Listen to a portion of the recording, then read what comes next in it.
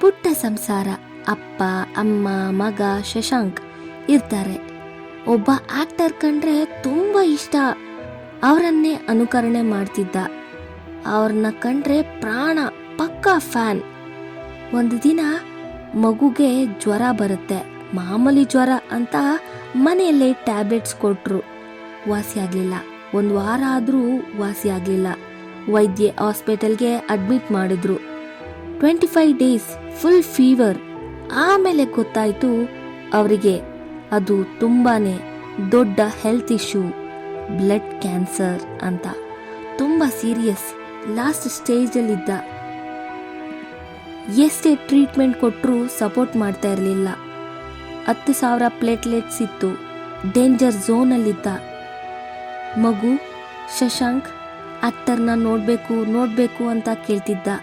ಆಗ ದೇವ್ರ ರೂಪದಲ್ಲಿ ಆಕ್ಟರ್ ಸಹ ಒಪ್ಕೊಂಡು ಹಾಸ್ಪಿಟಲ್ಗೆ ಡೈರೆಕ್ಟ್ ಆಗಿ ಬಂದ್ರು. ಸ್ವಲ್ಪ ಹೊತ್ತಲ್ಲ, 3 ಅವರ್ಸ್ ಮಗು ಜೊತೆ ಆಟ ಆಡ್ಕೊಂಡು ಮುದ್ದಾಡ್ಕೊಂಡು ಇದ್ರು. ನೋಡ್ರಿ, ನೆಕ್ಸ್ಟ್ ಡೇ ಇಂದ ಒಂದು ಒಳ್ಳೆ ಮಿರಾಕಲ್ ಆಯ್ತು. ನಂಬೋಕೆ ಆಗ್ಲಿಲ್ಲ.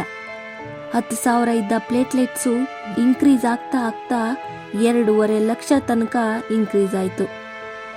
ನಮ್ಗಳಿಗೆ, ಡಾಕ್ಟರ್ಗಳಿಗೆ ಶಾಕ್ ಅಂದ್ರೆ ಶಾಕ್. ಆ ಆಕ್ಟರ್ ಬೇರೆ ಯಾರೂ ಅಲ್ಲ, ಗೋಲ್ಡನ್ ಸ್ಟಾರ್ ಗಣೇಶ್. ಇದು ರಿಯಲ್ ಲೈಫ್ ಸ್ಟೋರಿ. ಇಲ್ಲಿ ಶಶಾಂಕ್ ಟಿವಿಯಲ್ಲಿ ನೋಡ್ತಿದ್ದ ಗೋಲ್ಡನ್ ಸ್ಟಾರ್ನ ಡೈರೆಕ್ಟ್ ಆಗಿ ನೋಡಿ ತುಂಬಾನೇ ಖುಷಿ ಪಟ್ಟು ಅವನ ಮೈಂಡ್ ಸಚ್ ಕೆಮಿಕಲ್ಸ್ನ ರಿಲೀಸ್ ಮಾಡುತ್ತೆ. ಅದು ಬ್ಲಡ್ ಕ್ಯಾನ್ಸರ್ನ ಓವರ್ಕಮ್ ಮಾಡೋವಂಥದ್ದು. ಇದೇ ಥರ ನಾವು ಮನ್ಸು ಮಾಡಿದ್ರೆ ಏನು ಬೇಕಾದರೂ ಅಚೀವ್ ಮಾಡ್ಬೋದು. So believe and create miracles in your life.